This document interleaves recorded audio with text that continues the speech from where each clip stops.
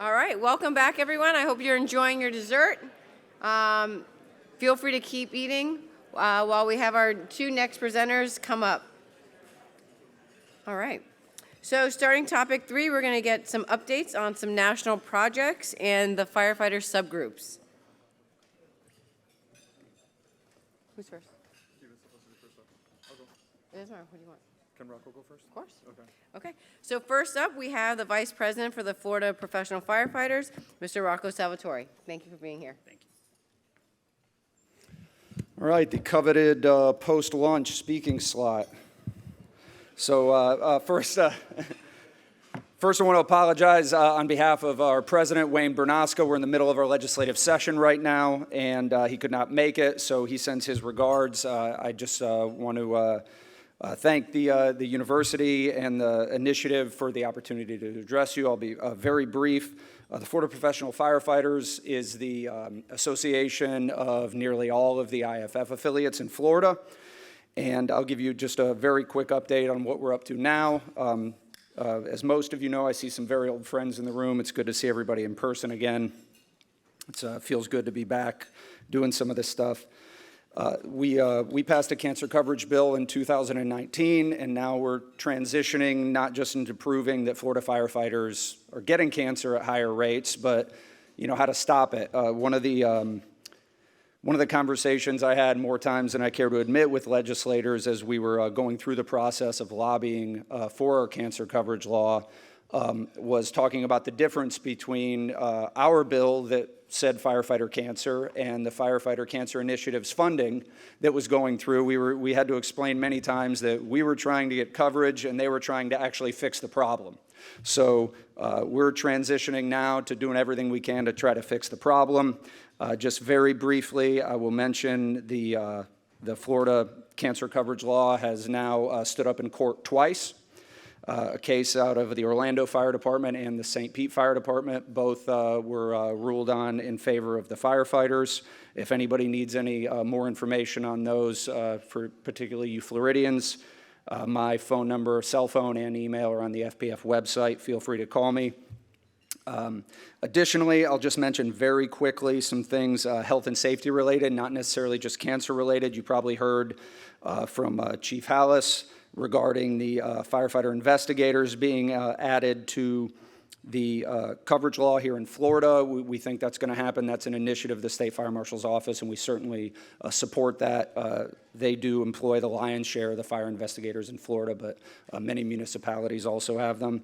Additionally, there's some really important legislation that we think is going to make it to the finish line regarding a glitch in our pre-employment physical standard for heart-lung claims. That should benefit all Florida's firefighters.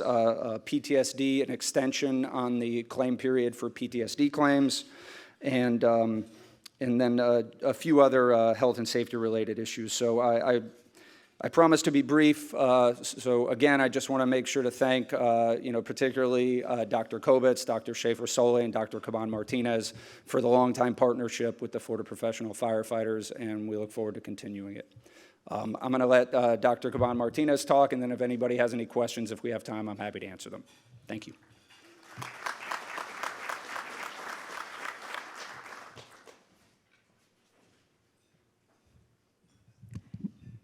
Much taller than me. Thank you so much. Does anyone have any questions for Rocco before we move on to Dr. Caban? All right, great. So our next speaker is my partner in crime, and we spend way too much time together on the phone and everything else that we're doing. We're always running around. So the co-deputy director of the Firefighter Cancer Initiative at Sylvester Comprehensive Cancer Center, assistant provost for research standards at the University of Miami, and associate professor in the Division of Environment and Public Health, Department of Public Health Sciences, and the deputy director of the MD-MPH program here at the University of Miami Miller School of Medicine. Without further ado, Dr. Alberto Caban-Martinez. Okay, so I too acknowledge that I have to work against your postprandial lethargic state here, so I'm going to try to keep you awake. Usually what I do is I give my students Cuban coffee. Oh, you see? Even the microphone got excited. to keep them going through the session. So my job these next couple of minutes is that I want to give you a brief update on some of the projects that we're working on through the Firefighter Cancer Initiative for our own Florida firefighters right here at home. So before I begin, I want to just dedicate this update and this presentation to a couple of firefighters that have left an indelible mark on me as I began my career studying cancer in the fire service. So I'd like to acknowledge Lieutenant Julius Perez, driver-operator Rafael Garcia, engineer Polly Prisafiesta, late Leonard, and obviously Butch Smith, who continue every morning when I wake up and get to the office at 8 a.m. to push why we study to eradicate cancer in the fire service. We celebrate them, and if you would indulge me in a minute of your time just to acknowledge them and all the firefighters that we have lost to cancer.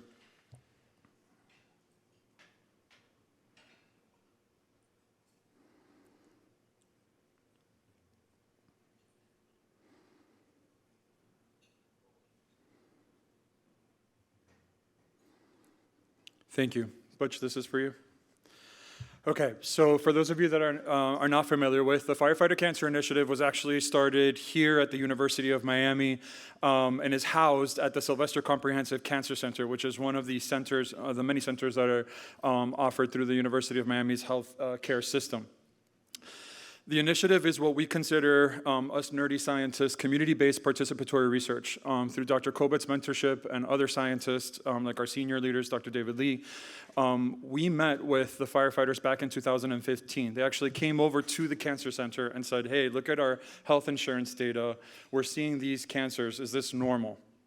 Right? Are these numbers that we're seeing in our claims data, our health insurance claims data, different from what you would see in Miami-Dade County or in South Florida or in the state of Florida? And so Dr. Kobetz took that to heart and brought everybody to the table. So just like we're here 7 years later since we got started, we bring everybody to the table. Our academicians, our government, our firefighters, our labor, our unions together. These were our partners at the beginning that began everything, including our Florida Fire Health and Safety Collaborative, who created the FACE team. So if you're listening to me online or you're here in the room and don't know what FACE is, raise your hand if you're part of the Health and Safety Collaborative. Meet these folks right here. Ask them how a FACE team works and how you can start having a conversation in your fire department about cancer. It is through these firefighters that took the initiative to figure out how do I change my organizational culture and climate in the fire service. So if you know me, you know I talk very fast and very quick. It's part of being Hispanic. I don't know why, but we have a couple of different projects that we want to share with you in seriousness to show you what is in progress and what we're working on. So I'll talk to you a little bit about the PFAS work that we're doing here in the state of Florida. I'll show you a study that's about to be published next month, thanks to one of our doctoral students, Alexia, looking at AFFF and human kidney cells. I'll navigate you over to our cancer registry. In the state of Florida, we have a dedicated firefighter cancer registry, which means Dr. David Lee is able to link, thanks to our state fire marshal, data of who are our firefighters and compare those cancer incidence rates to our general Florida population, which allows us to get state-level statistics about the incidence and mortality experience of our firefighters. And then I'm going to switch down to the bottom, the aerial cohort study. We'll look at what happens during retirement. Right, we have some interesting projects looking at sleep latency and PTSD using our retired firefighter cohort. I'll mention briefly the draft cohort study. This was initiated through Local 1403, wherever they are, sitting somewhere in the audience, who requested if we could study lung and respiratory function in the firefighters, and I'll show you a little bit about that. And then I'll close with something really juicy to talk about after lunch, which is toenails as a biomarker for heavy metal exposures. So I'll explain that in just a couple of seconds. So my colleague, Dr. Jackie Goodrich, did an awesome job explaining what are PFAS, so I don't have too much to say here other than, as you know, PFAS are not natural in the environment. We made them, right, in the 1940s, 1950s, and because of that, they persist in the environment for a long time. And so over that time, since they were created, we've been learning a lot about the risk of exposure to PFAS, like Dr. Goodrich mentioned earlier, where we've seen that people that are epidemiologic studies in humans that are exposed to PFAS have tendency to have decreased vaccine response in children, changes in liver enzymes, high risk for blood pressure, preeclampsia in pregnant women, changes in birth weight in children, and even kidney and testicular cancer. So obviously, because we know that there's different point sources in the fire service, we're very interested in studying these types of chemicals. There are thousands of PFAS, and we don't know what all of them do from a health effect, but there are certain of them that we have been studying. These are called forever chemicals. It's their alternate name, right? PFAS are also known as forever chemicals, and that's because they persist for a very long time. These carbon and fluoride bonds that you see up here on the left-hand side, when carbon connects with fluorine at a chemical level, it's a really strong bond. It's hard to break, and so they last for an incredibly long time in the environment and in different places. And so understanding how these chemicals move, their fate, and their transport within the fire station, the fire department, is of interest to us. So this is an interesting graph. It's the Mona Lisa of PFAS, I like to call it. This was done by one of our graduate students. This is data from NHANES. So you remember from earlier this morning, we talked a little bit about this national public health surveillance data that allows us to study what's going on in the general American population, right? You can actually go online, download this data. It's free, and it's very useful. So it turns out the federal government has been studying PFAS in Americans for some time. They actually, when you participate in the NHANES, you can access blood levels of serum PFAS in there. And so what we did is just group everybody's response by your occupational group. Instead of saying everyone's an American, we said, okay, what job are you in? What's your longest held job? And could we look at your PFAS levels by your longest held job? So the one that you'll notice is protective services. So these are very broad occupational groups. Because it's publicly available, we can't go into too much detail, but our firefighters fall into this category of protective services, and you can see they're one of the 23 different occupations that tend to have certainly higher levels of PFAS congener in their blood. And so we're interested, is there something about the job that may be exposing you to PFAS point sources? So what we did here in Florida is just do a basic, simple epidemiologic survey. We've been working with 2 fire departments to look at their PFAS levels. So we went to their fire station, drew their blood, sent the blood out to the lab for PFAS processing. And so we were only looking at these 7 different, my apologies, we were only looking at these 7 different congeners of PFAS here. And we broke their results into 3 separate samples, those that were firefighters, those that were DOD, Department of Defense firefighters, and NHANES, the general American population.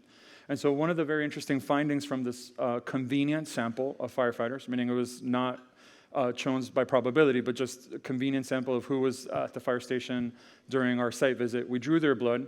And you can see that across each of these PFAS congeners, these are different, like saying the Rodriguez family, but this is one of the Rodriguez's, the other one. But you can see that in red, this was the serum concentration of PFAS within that firefighter group. And so, interestingly enough, you see that it's lower than the Department of Defense firefighters, and in some instances, it's even lower than the general American population.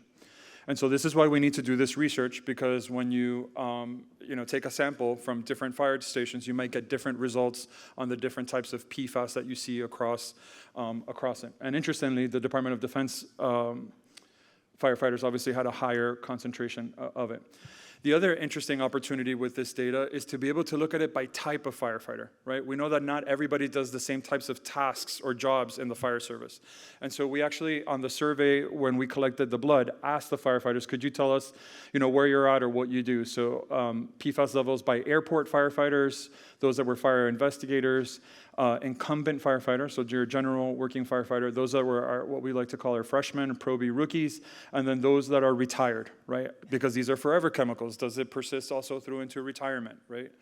And so one of the interesting things about changing the lens and looking at it in this direction is that we can see that there is significant variation in the PFAS levels based on the type of firefighter. Interestingly enough, our fire investigator had a very high levels of PFAS, right? So what is it about the fire scene and fire auditing that might increase their risk for PFAS levels? All right, project number 1. Let's go on to number 2. So hopefully I do this justice, Alexia. So we were interested in looking and evaluating the toxic effects of aqueous film-forming foams used by firefighters for Class B fire suppression. So our Florida firefighters were concerned about, what is in AFFF and does it affect human health? And so thanks to our leadership team in the biochemistry department, to Dr. Donner, Dr. Deo, to Alexia, to Chitvan, to Umer. We were able to do this experiment to take human kidney cells, so they're human-derived kidney cells called HEC-293, and expose them to different concentrations and types of commercially available foams, AFFF foams. So we asked the fire departments, can we have some of your foam? We want to do an experiment, right? And then took these cells and placed them in Petri dishes using the 3 different types of foams at different concentrations of foam. So concentrations that would be used naturally at the fire scene, and then even dosages that were lower than what might be used on the fire scene. And so we'll show you an example of what we see across each of these different foams. So what you're seeing on your right-hand side are cell structures looked under the microscope, and they luminesce based if they're alive or if they're dead. So obviously, if you see a black rectangle, that means many of the cells at those concentrations passed away. But the main finding that we have is across all the FFFs that we evaluated, they each induced different cellular toxicities to these kidney cells and significantly decreased the ability of the cell to live or to proliferate, even when the cells were treated within concentrations tenfold lower than that's used during regular fire suppression activities. So now this starts to give us an early indication of how potentially some of these foams might be impacting firefighter health when they use them. The next study that we're working on is the Firefighter Cancer Registry. So as I mentioned, we have a registry that's focused specifically on understanding cancer incidence and mortality in our firefighters. Now, Dr. David Lee this year has been working a lot on the topic of multiple primary cancers. So what does that mean, multiple primary cancers? So if a firefighter gets diagnosed for the first time with cancer, that's their first cancer. But what happens if they have a second different cancer? Right? Multiple primary cancers. Does that even happen? Right? And so one of the things that we're trying to investigate through the cancer registry is what do we know about the MPCs, or multiple primary cancers, and firefighters. And so if we look at the example like Dr. Prezant and Dr. Zig-Owens showed us today, the firefighters that were exposed to 9/11 attack and the aftermath had a high risk of multiple primary cancers. So these were firefighters that were exposed to a large dose over a short period of time of different heterogeneous harmful exposures. And in that cohort, we see that those firefighters have multiple primary cancers. So the question then becomes, in our regular firefighters, those that did not go to the World Trade Center, do we see MPCs? And so what this slide is just trying to show you is that thanks to our state fire marshal and Dr. Lee, they worked really hard over a year to try to bridge all the data from the cancer registry with our firefighter data to be able to answer these types of questions, specifically on MPCs. And so they're able to use a fancy algorithm to be able to connect all the data together and look at what is the chances of developing MPC. So for this particular analysis, they used male career Florida firefighters that had been diagnosed with cancer, and the comparison group is non-firefighters of the general population that were also diagnosed with cancers between the period of 1981 and 2014. So this is our experience right here in the state of Florida. And what they tried to calculate was what we called an incidence relative risk. So what are your chances of developing an MPC based on the top 10 cancer sites that we see? And we compare our firefighters to our non-firefighters. So here are the results. We had a total of 1,054 firefighters that had a multiple primary cancer during that period, from 81 to 2014. Similarly, we had 289,570 non-firefighters, Floridians in general, that had multiple primary cancers. And so when you do the math, we calculated an incidence ratio of 1.14, meaning there's a 14% risk of general Florida firefighters to report a multiple primary cancer. And so you can see the comparison between the two there. So when we look at these by cancer sites, then what are the more common primary cancers? So on the left, you see male Florida firefighters, and on the right-hand side, you see the table for the male Florida non-firefighters. So up at the top, the second most common diagnosed multiple primary cancer is prostate gland, right? You had some other primary cancer, but then the second most frequent was prostate, followed by digestive, and then followed by what we've been talking all day today, melanoma of the skin.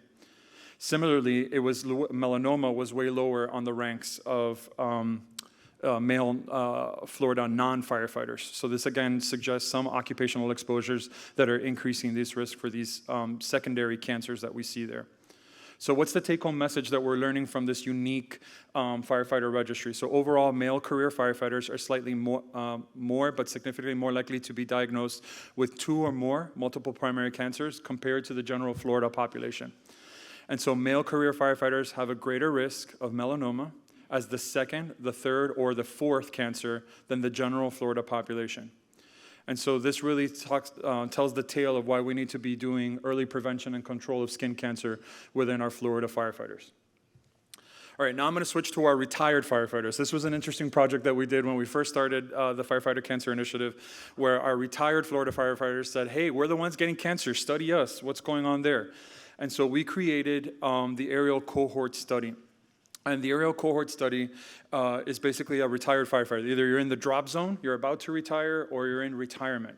And we ask to follow up with you once a year to understand what, some issues around health and safety and cancer risk. So our cohort is primarily Florida firefighters, where it began. And over the last 2 years, we've expanded nationally to include any retired firefighter in the U.S.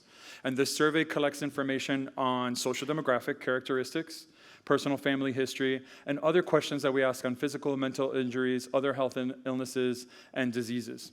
And so one of my students, I charged him with studying the question about sleep latency and post-traumatic stress disorder in retired firefighters. So one of the things that came out of Dr. Barger's work is that firefighters, particularly in the older age, have more issues around sleep, and potentially sleep latency, so how fast you are to go to sleep. So think about yourself, how fast does it take you to go to, fall asleep when your head hits the pillow? Do you fall asleep in 30 seconds, or do you stay, up a couple of seconds? And so we wanted to understand, is there a relationship between firefighters, retired firefighters that have high risk for post-traumatic stress disorder and sleep latency? So how do we define these two terms? So sleep latency means it's not an exact science, but we set it at 20 minutes. So if it takes you more than 20 minutes to fall asleep in bed, we said you had some sort of abnormal sleep latency. And then PTSD, we use the primary care screener. It's a 4-question screener to see if you're at risk for PTSD. And so among the retired firefighters that participated, you can see the distribution of the age groups between being 40s, 50s, and 60s. So we have a lot of our retired firefighters that are primarily in the 50s, 60s, and 70s and older. No surprise that a majority of them are in their male firefighters, and the percentage of PTSD to non-PTSD risk on the right. So when we did a model to try to understand what is the association between reporting sleep latency if you had PTSD, so if you were at high risk for PTSD, what are the chances of you reporting difficulty with sleeping or sleep latency? We see that close to 2.87 or 3% of the retired population in this sample reported some sleep latency issue, right? And especially this was true among the younger firefighters. I notice I said younger retired firefighters, 40 to 49 years old, where they are almost 4 times as risk for reporting some sort of sleep latency issue. So it's interesting what happens during the phase of when you're working and all of a sudden retire and go into retirement, right? And how do we study these issues of sleep within it? So we're thankful for Dr. Billings to be able to highlight some of that today. So the take-home message there is that retired firefighters are at high risk for post-traumatic stress disorder, are 2.8 times more likely to report sleep latency disorders, meaning taking more than 20 minutes to go to sleep. So we need your help. If you know a retired firefighter, please take a picture of this link and share it with them. Please ask them to complete this survey, as we need more retired firefighters to be able to help. So if you would not mind sharing this photo with them, and that link where they can complete the survey, we would greatly appreciate it. Okay, 2 more projects. So this one is thanks to our local 1403 who came to us and said, we would love to study respiratory health. And we said, challenge accepted. Okay, so we will do a cohort study to study respiratory health in firefighters. And this was really motivated by the American Lung Association, which is a strong partner for our firefighters nationally, and wanting to understand what is the respiratory health of our first responders. And so we wanted to be able to assess a feasibility pilot study in following first responders over a year to see if it works. And so the design here is that we're making a prospective, going forward in time, longitudinal cohort study of Florida firefighters that we can follow The study aim here is to assess pulmonary health and occupational pulmonary health exposures based on what firefighters have, and we're using a sample of Florida firefighters. So how does this cohort work? So the cohort works where at baseline, we ask firefighters at the station to please compile a simple survey. They do it online on an iPad, and we ask a series of questions around respiratory health. So first, we do some social demographics to understand who they are. We use the respiratory assessment form from NIOSH. We use the Pittsburgh Sleep Quality Index, the PSQI, to understand sleep quality. We use the ATS-DLD to understand some other questions around lung disease, as well as the American Lung Association Rhinitis and Rhinosinusitis Diagnostic Questionnaire.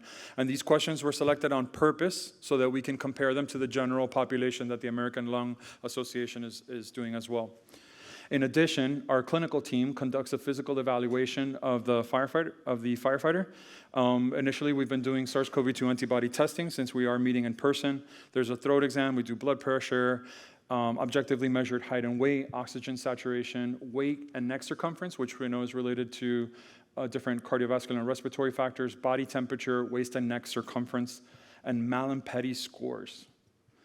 We also do with them spirometry testing. We're interested in being able to follow lung function over time. And so we've given each of the firefighters a portable FDA-approved PFT spirometer that they can do remotely with us. So our team logs on online on the computer, and wherever the firefighter is, they can do their spirometry testing with us, and they provide their spirometry test, as well as collection of exhaled breath condensation. So we're interested in acute measures of exposure, like what's in tidal volume and moving in, as well as conducting the respiratory function over time.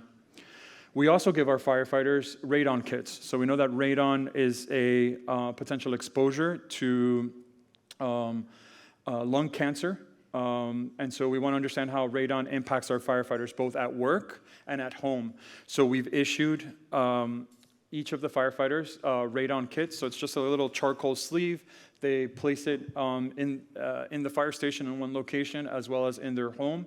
And within a week, we were able to provide them with the result of how much radon in that short-term assessment is going on. And so at baseline, they get their radon kits. We also give them wristbands that they wear so we can characterize their environmental exposures to aromatic hydrocarbons. We ask them to wear one on shift, one off shift, and then obviously the pulmonary test. So that's what they get at baseline. So every month, we continue to follow up with this firefighter to see what their continued experience is. So they do radon at the firehouse once a month, wristband to be worn on shift, monthly pulmonary function test, and also a monthly survey to continue to follow up on their self-reported experience. So we don't have any of the data yet, but we're really excited, again, that our firefighters approached us to want to do this cohort study, and we hope that it'll give us some interesting baseline characteristics around respiratory function in our firefighters. And then our last, but certainly not least, our biomarker toenails project. And so what is a heavy metal? So one of the exposures that first responders come across in a plume of smoke are heavy metals. There are many different types of metals in this world, but some of these metals, particularly some of the heavy metals, are hazardous to health, including carcinogenic. So when we think about the metallic elements that have really high densities compared to water, these are the ones that we consider those heavy metals. So some of them, for example, are copper, selenium, zinc, that are present in the plume of smoke that firefighters come across. These metals are linked to health effects. So for example, arsenic has been shown to have a role in the development of lung, bladder, and skin cancer. Chronic low-dose exposure to arsenic is associated with the development of non-Hodgkin's lymphoma. Similarly, cadmium, which is in cigarette smoke and in other products of combustion, has been linked to prostate, testicular, and thyroid cancer. And lead is also associated with the development of cancer and other thyroid disease and neurological conditions. And so it's interesting to study this component. You know, we talked about PAHs, but how do heavy metals affect our body? One of the challenges with studying heavy metals is that you need a blood test pretty quick, right? Because if not, you excrete it out of your system. And so we want to figure out, are there longitudinal ways, long-term, to be able to study the impact of these heavy metals on our firefighter health and safety? So the normal way to do things is if you were in clinic and you came to us, we would draw blood, right? And get a blood sample and do a tox screen and see what heavy metals are there. You can also get heavy metal information from hair. You can get it from saliva, and you can also get it from urine. And so one of the things that we're evaluating through the FCI is the use of toenails. And so I want to acknowledge my colleagues from the biochemistry department, Dr. Shanta Dar and Dr. Babu, whoever you are in the audience. It's thanks to their pioneering work, we've been able to apply this now to the fire service. So why do I think this is super cool? All right, so nails form a biomarker. It's a protein, right? They're formed here. Our nails grow here on the luna. So that white part is the manufacturing plant for our nails. And so the arteries that come up here to the nail bed and give nutrients to the luna start forming this protein structure that grows out. So we think about fingernails and toenails. So fingernails grow at a rate about a little bit faster than toenails. So fingernails grow about 3.47 millimeters per month, and toenails grow about 1.62 millimeters per month. Don't ask me who measured that. Somebody had a ruler, and they did it for a month, but they figured out that this is the rate of growth. So why do we care about that? So it's interesting because in clinic, if you came and we thought you had some toxicity exposure to a heavy metal, we draw blood, send it to the lab, and we get what's in your acute picture. But with toenails, they're like rings of a tree. If you've ever cut a tree and you look at its stub, you'll notice that there's different rings. And each ring will tell you something that happened in that year of that life of that tree. So the fingernails is very similar. I like to use that analogy because when you cut the clippings of your nail and of your toenail, that's usually the experience that your body had maybe 3, 6, even up to a year ago of what it saw. And so to be able to capture serial collections of these toenails gives us the opportunity to then characterize the heavy metals that are in firefighters were exposed to maybe 3 months ago, 6 months ago, or 12 months ago. So thanks to the IFF, we partnered with them and we're able to collect tons of toenails. My graduate students, so they hate me because I keep asking them to collect firefighter toenails. And we went to 2 IFF conferences, Redmond and Alts, and collected and asked firefighters, would you mind giving us your toenails? We want to do a study and see if we can get your heavy metals in it. And so we assessed primarily for these initially, because we were pilot testing it for these metals, arsenic, cadmium, cobalt, chromium, and lead. And we report the results, the concentration of these heavy metals in micrograms per gram, right? So you think about micrograms of metal to how many grams of toenail clippings that you have there. So it's a really simple procedure. We just ask the firefighters, cut your toenails. Here's a toenail clipper. If you wouldn't mind placing the large toenails in one envelope and then the 8 smaller toenail clippings in another envelope. So I'll show you what we found. So among those 100 or so firefighters that we asked for their toenails, the average age was around 42 years of age, 94 were male, 91% were Caucasian, 93 non-Hispanic, 75 never smoked, which is good because, you know, maybe there's metals from smoking exposure. And then about 10.5% have reported a previous experience of cancer. So along with the toenails, we asked them a survey about their experience as a firefighter. So how many years have you been a firefighter? Days of work per month, number of fire runs. Did you go into the interior structure of a fire when you're on fire calls? Number of fire calls per month. We asked them their rank. Do you have a second job, right? Maybe your second job is contributing to some of these heavy metal exposures. Shift schedule and role at the fire scene. And so what we see here is a summary of the concentration of these metals in the toenails of the firefighters that we collected. And you can see the variation in the micrograms of concentration within there, the standard deviation, the median, and then within quartile. So the good news is it's hard to find normative values for toenail metal concentrations, right? So this, I think, goes back to Dr. Orman's question this morning about, you know, we need local data to understand how things go. But we do see the presence of some of these hazardous compounds either way present in the toenails, which ideally we would not like to see in there. And so the conclusion of this pilot study looking at toenails is that we saw that chromium had the highest average concentration, while cadmium had the lowest concentration within the sample of toenails we collected. We classified that about 62 or 63% of the firefighters sampled had an unhealthy exposure to chromium and 26 to cobalt. And so heavy metal concentration was also very much related to the fire scene. So firefighters that had reported recent interior fire attack had higher concentrations of those heavy metals in the toenails. And that's it. That's what I wanted to show you what we've done so far this year in FCI.